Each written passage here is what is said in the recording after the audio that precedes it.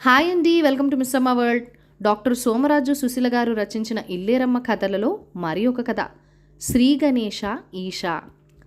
అసలే పండగ పూట పూజుందన్నా కూడా ఆఫీస్కి వెళ్తున్నారు నాన్న అని చెప్పి అమ్మ చిరాగ్గా ఉంది కదా, అందుకని టిఫిన్ అన్నా పెట్టకుండా ఉత్త కాఫీ ఇచ్చిందమ్మ అని పాపం నాన్నగారికి నీరసంగా ఉంది కదా.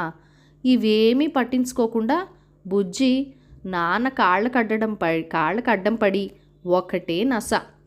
నాన్న నాన్న మరేమో నాన్న, అమ్మ ఎంత కొట్టినా చిన్నారి సుశీల ఇందు పొద్దున్నే లేవలేదు కదా నాన్న, అందరికన్నా అమ్మకన్నా ముందే లేచింది నేనే కదా నాన్న. బుజ్జి అలా చెప్తూనే ఉంది. ఏమిటే దీని గోల, నాన్న అని పిలుస్తుంది తప్ప ఒక్క ముక్క అర్థం కావట్లేదు. నాన్న అమ్మని పిలిచి అడిగారు. దానికి చెప్పేందుకు ఏమీ లేదు, మీరు తీర్పు చెప్పేందుకు అంతకన్నా ఏమీ లేదు. అందరికన్నా ముందు తలంటి పోయలేదని ఏడుపు. మీరు తొందరగా ఇంటికి వచ్చేయండి, పిల్లలు అన్నాలు కాగరు అమ్మ చెప్పింది. నీ పూజ ఎంతసేపు, మద్రాస్ మెయిల్ స్టేషన్లో ఎంతసేపు ఆగుతుందో నాకు తెలీదా, ఇలా వెళ్ళి అలా వచ్చేను అంటూ నాన్న జీపెక్కి వెళ్ళిపోయారు. పొద్దున పూటైతే పని తెవలదని నిన్ననే అమ్మ కుంకుడుకాయలు కొట్టి ఉడకబెట్టి వడపోసిన రసం రెడీగా గూట్లో పెట్టించింది కదా, అది కాస్త గుండు చెంబులో తీసుకుని వేడినీళ్లు పోస్తే బోలెడు కాఫీ నురుగు. అమ్మకన్ని పనులు చేయడం బాగా వచ్చు కాబట్టే మా జుట్టులో ఒక్క పిప్పి కూడా ఉండదు. అదే కుసుమ వాళ్ళమ్మకైతే ఒక్క పని తిన్నగా రాదు. పోనేమంటే అమ్మని చూసైనా నేర్చుకోరు. అష్టదరిద్రంగా పొద్దునే కూర్చుని కుంకుడుకాయలు కొట్టుకుంటున్నారు తల్లి కూతుళ్ళు. మా ఇంట్లో అందరం తలంటు పోసుకోవడం, జళ్ళేసుకోవడం, పూలు పెట్టుకోవడం కూడా అయిపోయింది. సుశీల, అందరూ పట్టు పరికిణీలు కట్టుకోండి, చిన్నారిని అందరికీ కాళ్ళకి పసుపు రాయమను అని అమ్మ చెప్పింది. ఇంతట్లోకి చిన్నారి అరుపులు మొదలుపెట్టింది. అన్ని పండుగలకి ఒకటే బట్ల, పట్టువైతే చాలా, వినాయకుడికి కోపం రాదు అంటూ. దేవుడు సంగతి ఎలా ఉన్నా నాకు మాత్రం కోపం వచ్చేస్తుంది మీరు అలా పేచీలు పెడితే. త్వరగా కానియండి, వీధికది కడుగుంచిందిగా మల్లమ్మ, పూజకన్నీ అమర్చండి. సుశీల, పెత్తనం ఇచ్చా కదా అని అందరినీ బాధి చంపకుండా నిమ్మళంగా చేయించు. అమ్మ వంటింట్లోకి వెళ్ళిపోయింది. సరే అమ్మా అని పైకంటూ ఒక్కసారి అందరినీ చూసా. అయింది వీళ్ళ పని. అమ్మ తర్వాత అమ్మంత దాన్ని నేనే కదా మరి. చచ్చినట్టి ముఖాలు నా మాట వినాల్సిందే.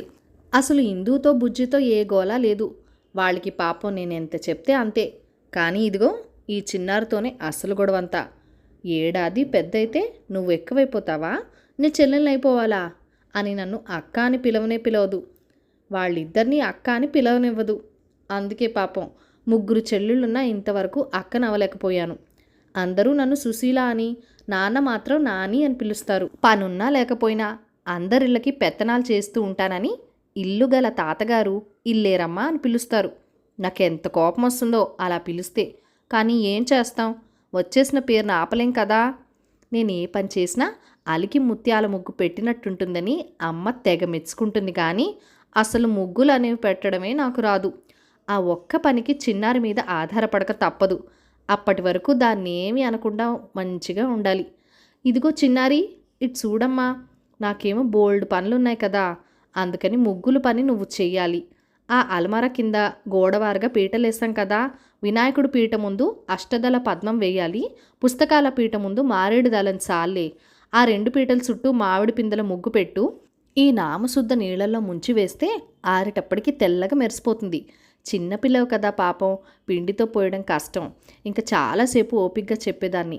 ఇంతట్లోకి చందమామలో బేతాళ కథలు చదువుతున్న చిన్నారి ఆ పుస్తకం నా మీద గిరాటి పెట్టి, నోరు మూసుకోవే, పెద్ద చెప్పొచ్చావు, తిన్నగా ఒక గీత గీయటం అన్నా రాదు కానీ నా మీద కర్ర పెత్తనానికి సిద్ధం. ముగ్గు వేయమన్నావు, అక్కడితో ఆపే, మర్యాదగా ఉంటుంది అని అంది. అంతా వింటున్న ఇందు బుజ్జి కిసుక్కుమన్నారు. నాకు తల కొట్టేసినట్లయింది. అమ్మ, ఇంక నా వల్ల కాదే. ఈ చిన్నారి నేను చెప్పినట్లు వినకుండా ఎక్కిరిస్తోంది. ఇందు బుజ్జి కూడా దాంతో కలిసిపోయారు. అమ్మకి వినపడేలా ఒక కేక పెట్టాను. వినకపోతే విశిష్ట పెట్టేదాన్ని. నేనే గాని వచ్చానంటే అందరికీ సమానంగా పడిపోతాయి. ఆ దెబ్బకి అందరూ నోళ్ళు మూసుకుని పనిలో పడ్డాం. చిన్నారి వంచిన తల ఎత్తకుండా పెట్టేసిన ముగ్గులన్నీ ఆరిపోయి తెల్లగా మెరిసిపోతున్నాయి. దేవుడు సామానంతా వీధి గదిలోకి చేర్చేసి పెద్ద పీటలకి పసుపు రాసి పిండితో కుంకుమ బొట్లు పెట్టాం. పీట మధ్యలో నక్షత్రం ముగ్గు వేయబోయా కానీ అంచులు కలవలా. చిన్నారి కంటపడకుండా వెంటనే బియ్యం పోసేశాను. ఆ ముగ్గు మీద. ఆ పైన మామిడాకులు అమర్చి నలుగురం కలిసి వినాయకుడిని జాగ్రత్తగా పట్టుకొచ్చి పెట్టాం. అలమార కొక్కె నుంచి తాళ్ళు లాగి పాలవెల్లి కట్టి వెలక్కాయలు, సీతాఫలాలు, మొక్కజొన్న పొత్తులు అన్నీ సరిగ్గా వేలాడేలా పురికొసతో కట్టి అలంకారం చేశాం. ఎవరం ఎన్ని పుస్తకాలు పెట్టుకోవాలా అని నిన్ననే తేల్చేసుకున్నాం కాబట్టి నేను చిన్నారి 7 పుస్తకాలు, ఇందువి 4 చందమామలు, ఒక అరిటావు పుస్తకం, బుజ్జిది పలక అన్నీ ఇంకో పీట మీద సర్దాం. ఇంతట్లోకి అమ్మొచ్చింది చేతిలో వినాయకుడు పుస్తకంతో. పసుపు రాసుకున్నారా అందరూ అంటూ.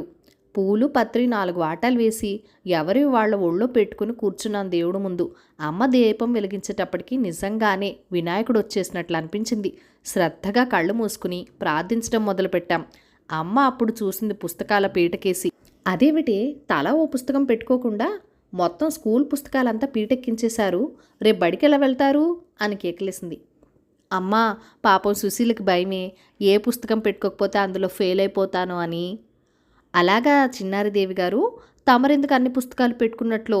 మీకు అసలే ఊరు పట్టని తెలివి ఉందట కదా, నాకు కోపం తెప్పిస్తే నేను ఊరుకుంటానా? వాదించుకోవడాలొద్దు, దేవుడి దగ్గర కూడా ఇద్దరికీ క్షణం పడి చావదు. అమ్మకి కోపం వస్తుందని తెలుసుకుని ఇద్దరం మాట్లాడకుండా దేవుడికేసి చూస్తూ కూర్చున్నాం. నాకైతే వినాయకుడి పీట కన్నా పుస్తకాల పీటే ముద్దొస్తోంది.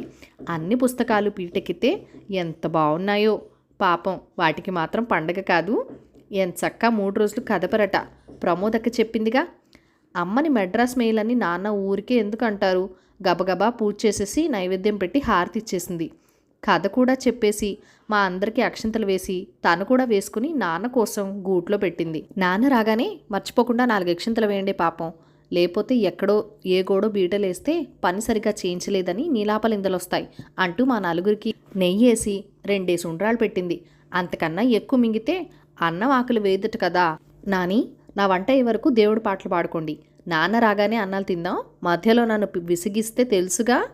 అన్నిటికీ నన్నే అంటావు ఏంటమ్మా? ఆ చిన్నారి సంగతి తెలుసు కూడా. చిన్నారి అక్క చెప్పినట్లు వినాలని ఎన్నిసార్లు చెప్పాను? అక్క అంటే ఆ పితురుల పేరేమైనా? సర్లే నువ్వు వెళ్ళు, మేం పోట్లాడుకోంలే. ఎవరన్నా వంటింట్లోకి వస్తే అడుగు, మాట వచ్చేస్తుంది.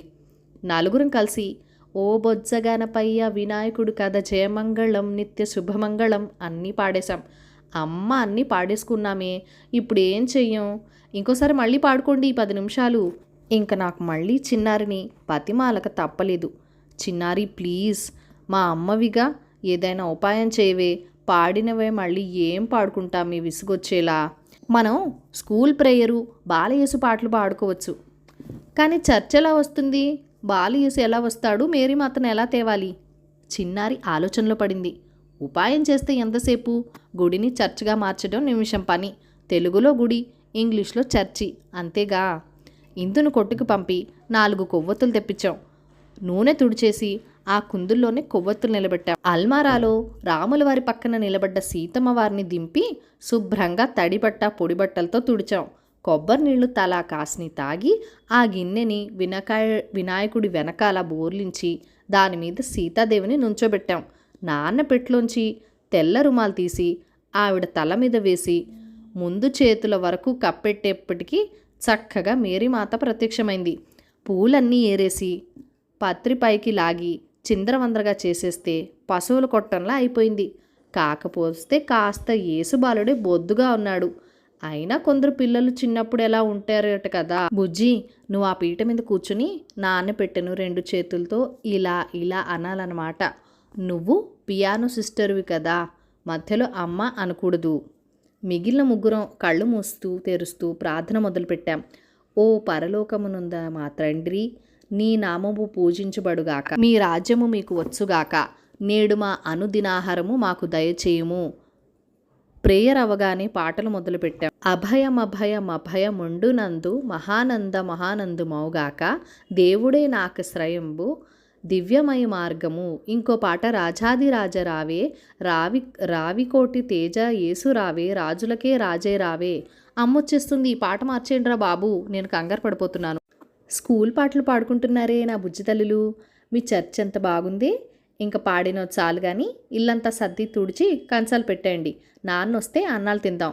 రాజాది రాజ పాడుకుంటూ అమ్మ వంటింట్లోకి వెళ్ళిపోయింది. అమ్మయ్యా బతికానరా జీవా, ఏమనుకుంటుందోనని హడిల్ చచ్చాం. ఇంతట్లోకి వాకిట్లో జీప్ ఆగిన చప్పుడు. ఇందొక కేకు పెట్టింది. అమ్మా, ఇంక మనం అనుదిన ఆహారం తినొచ్చే, పరలోకం నుంచి నాన్న వచ్చేశారు. కథ సమాప్తం. ఈ కథను లైక్ చేయండి, షేర్ చేయండి. మన ఛానల్ని ఫస్ట్ టైం చూస్తున్నట్లయితే కనుక సబ్స్క్రైబ్ చేసుకుని మీ సపోర్ట్ ఇవ్వండి. మీ అమూల్యమైన ఫీడ్బ్యాక్ అండ్ సజెషన్స్ నాతో కామెంట్ సెక్షన్లో కూడా షేర్ చేసేయండి.